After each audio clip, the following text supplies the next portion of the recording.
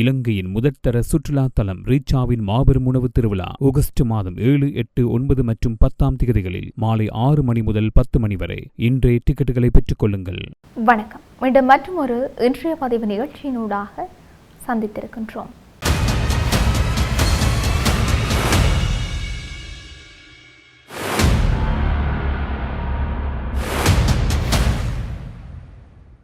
Ukraine மற்றும் Russia இடையிலான போர் நிலைமை மேலும் தீவிரமடைந்திருக்கின்ற நிலையில் கிரிமியா பகுதியில் நடந்த புதிய ட்ரோன் தாக்குதல்கள் சர்வதேச கவனத்தை மீண்டும் ஈர்த்திருக்கின்றன. ரஷ்யாவின் கட்டுப்பாட்டில் இருக்கின்ற செவாஸ்டோபோல் நகரில் அமைந்திருக்கின்ற வரலாற்று சிறப்புமிக்க அருங்காட்சியகம் ஒன்று உக்ரைன் ட்ரோன் தாக்குதலால் சேதமடைந்ததாக ரஷ்ய அதிகாரிகள் தெரிவித்திருக்கிறார்கள்.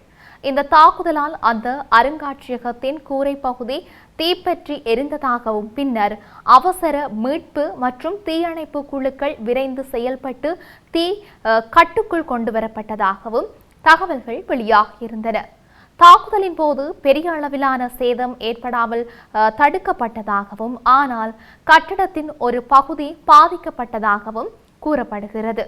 இந்த அருங்காட்சியகம் 1854 1855 செவாஸ்டோபோல் பாதுகாப்பு எனப்படும் வரலாற்று போரை நினைவுகூரும் முக்கியமான சின்னமாக கருதப்படுகிறது. இதனால் இந்த இடம் மீது நடத்தப்பட்ட தாக்குதல் ரஷ்ய தரப்பில் பெரும் எதிர்வினையை ஏற்படுத்தியிருக்கிறது. ரஷ்ய ஆளுநர் மிகாயில் ரஷ்வோஷாயேவ் இது சாதாரண கட்டிடம் அல்ல என்றும் நாட்டின் வரலாற்று நினைவுகளை பிரதிபலிக்கும் முக்கிய சின்னம் என்றும் கூறியிருக்கின்றார். இந்த தாக்குதல் சின்னங்களை குறிவைக்கும் செயல் எனவும் அவர் விமர்சித்திருக்கின்றார். இதற்கிடையில் கிரிமியா முழுவதும் பாதுகாப்பு சூழ்நிலை தொடர்ந்து கடுமையாகி வருகின்றது. கடந்த சில நாட்களாகவே ட்ரோன் தாக்குதல்கள் அதிகரித்து வருவதால் பொதுமக்களின் அன்றாட வாழ்க்கை பெரிதும் பாதிக்கப்பட்டிருக்கின்றது. குறிப்பாக போக்குவரத்து அமைப்புகள் மீதான தாக்குதல்கள் கவலைக்கிடமாக மாறியிருக்கின்றன. ஒரு சமீபத்திய சம்பவத்தில் பயணிகள் ரயிலின் என்ஜின் மீது ட்ரோன் தாக்கியதில் உதவி ஓட்டுநர் உயிரிழந்ததாகவும் ஓட்டுநர் காயமடைந்ததாகவும் அதிகாரிகள் உறுதிப்படுத்தியிருந்தார்கள். பயணிகள் அனைவரும் பாதுகாப்பாக வெளியேற்றப்பட்டாலும் இந்த சம்பவம் ரயில் சேவையில் பெரும் பாதிப்பை ஏற்படுத்தியும் இருந்தது. இதன் காரணமாக பல ரயில் சேவைகள் இரவு நேரங்களில் குறைக்கப்பட்டிருந்தன. சில சேவைகள் முழுமையாக நிறுத்தப்பட்டு பயணிகள் பேருந்துகள் மூலம் மாற்று இடங்களுக்கு அனுப்பப்பட்டிருக்கின்றன. கிரிமியா பகுதியில் நிலவும் எரிபொருள் பற்றாக்குறை நிலைமையை மேலும் தீவிரமடைந்திருக்கின்றது. பெட்ரோல் விற்பனை கடுமையாக கட்டுப்படுத்தப்பட்டு அவசர சேவைகளுக்கே முன்னுரிமை வழங்கப்படுவதாக தெரிவிக்கப்பட்டிருக்கிறது. இதனால் பொதுமக்களின் அன்றாட வாழ்க்கை மற்றும் போக்குவரத்து பெரிதும் பாதிக்கப்பட்டிருக்கிறது. அதேவேளை ரஷ்யாவினுடைய பல்வேறு பகுதிகளிலும் உக்ரைன் ட்ரோன் தாக்குதல்கள் தொடர்ந்ததாக தகவல்கள் வெளியாகி இருக்கின்றன. ரஷ்ய பாதுகாப்பு அமைச்சகம் நூற்றுக்கணக்கான ட்ரோன்கள் வான் பாதுகாப்பு அமைப்புகள் மூலம் அளிக்கப்பட்டதாக கூறினாலும் பல தொழிற்சாலைகள், எண்ணெய் சுத்திகரிப்பு நிலையங்கள் மற்றும் முக்கிய பொருளாதார மையங்கள் தாக்குதலுக்கு உள்ளாகியதாக உள்ளூர் செய்திகள் தெரிவித்தன. சில பகுதிகளில் தீ விபத்துக்கள் ஏற்பட்டதாகவும் மக்கள் பாதுகாப்பு கருதி தற்காலிகமாக வெளியேற்றப்பட்டதாகவும் கூறப்படுகிறது. இந்த தாக்குதல் ரஷ்யாவின் உள்நாட்டு பொருளாதாரத்தையும் நேரடியாக பாதிக்க தொடங்கியிருக்கிறதாக கூறப்படுகிறது. குறிப்பாக எரிசக்தி உற்பத்தி மற்றும் போக்குவரத்து துறைகள் அதிக அழுத்தத்தில் இருக்கின்றன. இதே நேரத்தில் உக்ரைன் மற்றும் ரஷ்யா இடையிலான அமைதி பேச்சுவார்த்தை முயற்சிகள் தொடர்ந்தாலும் கள நிலவரத்தில் தாக்குதல்கள் குறையாததால் பதற்றம் மேலும் அதிகரித்திருக்கிறது. ரஷ்ய அரசு இந்த தாக்குதல்கள் அமைதி முயற்சிகளை சிதைக்கும் செயல் என்று குற்றம் சாட்டிய நிலையில் உக்ரைன் தரப்பில் இதுகுறித்து நேரடி உறுதிப்படுத்தல் வழங்கப்படவில்லை. இதனால் கருங்கடல் பகுதி முதல் ரஷ்யாவின் ஆழமான உள்நாட்டு பகுதிகள் வரை பாதுகாப்பு அச்சம் அதிகரித்து போரின் பரப்பு மேலும் விரிவடையும் அபாயம் நிலவுகின்றது.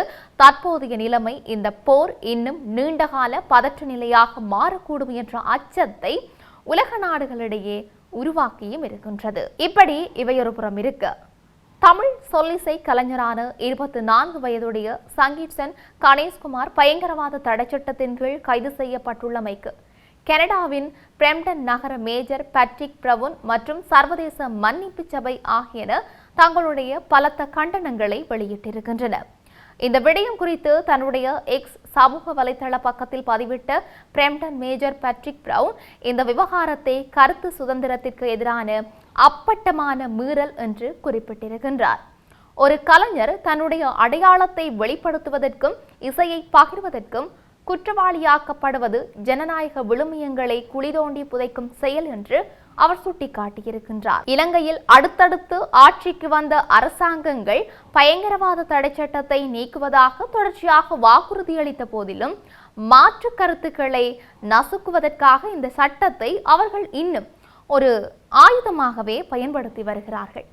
2009ஆம் ஆண்டு தமிழ் இனப்படுகொலையின் உச்சகட்டத்திற்கு பின்னரும் தமிழர்கள் இன்றும் தீவிர இராணுவ கண்காணிப்பு மற்றும் முறையான ஒடுக்குமுறையின் கீழேயே வாழ்ந்து வருகின்றார்கள் என்று மேஜர் பேட்ரிக் பிரவுன் குறிப்பிட்டிருக்கின்றார். இந்த கைது நடவடிக்கையானது பிரம்டன் நகரில் அமைக்கப்பட்டு வரும் தமிழ் இனப்படுகொலை நினைவு சின்னம் போன்ற நினைவுகூரல் திட்டங்களின் முக்கியத்துவத்தை மேலும் உணர்த்துவதாக கூறிய அவர், சங்கீர்சனை உடனடியாக விடுதலை செய்யுமாறு பயங்கரவாத தடை சட்டத்தை முற்றாக நீக்குமாறும் கோரிக்கை விடுத்திருக்கின்றார். இதேவேளை சர்வதேச மன்னிப்பு சபையின் தெற்காசிய பிரிவும் இந்த கைது குறித்து கடும் கவலை வெளியிட்டிருக்கிறது.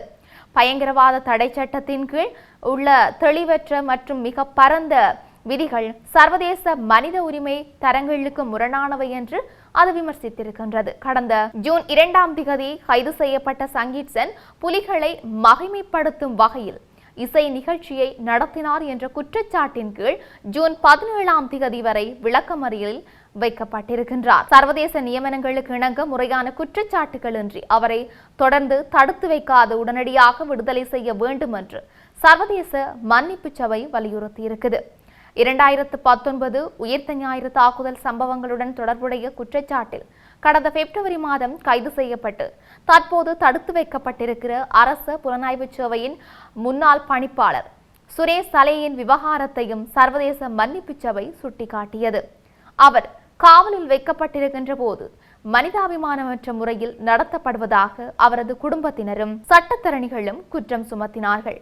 குற்றவாளிகள் எவராக இருந்தாலும் முறையான சட்ட நடவடிக்கைகள் மற்றும் நியாயமான விசாரணை உரிமைகளை பின்பற்றியே தண்டிக்கப்பட வேண்டும் என்றும் உயிர்த்த ஞாயிறு தாக்குதலால் பாதிக்கப்பட்டவர்களுக்கு உண்மையும் நீதியும் இழப்பீடும் கிடைக்க வேண்டும் என்றும் அந்த அமைப்பு வலியுறுத்தியிருக்குது. மேலும் போதைப்பொருள் தொடர்பான வழக்குகளிலும் கூட இந்த பயங்கரவாத தடை சட்டம் பயன்படுத்தப்பட்டு வருவதை சுட்டிக்காட்டியிருக்கின்ற மன்னிப்பு சபை போதிய பாதுகாப்பு ஏற்பாடுகள் இல்லாததால் இந்த சட்டம் தன்னிச்சையான கைதுகளுக்கும் சித்திரவதைகளுக்கும் வழிவகுப்பதாக எச்சரித்திருக்குது. எனவே இந்த சட்டத்தை பயன்படுத்துவதை உடனடியாக நிறுத்தி அதனை முழுமையாக நீக்க வேண்டும் என்று இலங்கை அரசாங்கத்திற்கு சர்வதேச மன்னிப்பு சபை அவசர அழைப்பு விடுத்திருக்கின்றமையும் இங்கு சுட்டிக்காட்டத்தக்க ஒரு விடயமாகவே இருக்கின்றது. இப்படி இருக்க நாட்டில் இன்னும் என்னெல்லாம் நடக்கப் போகின்றது என்று நாங்களும் பொறுத்திருந்து பார்க்கலாம். மீண்டும் மற்றும் ஒரு பதிவினூடாக சந்திக்கலாம். வணக்கம்.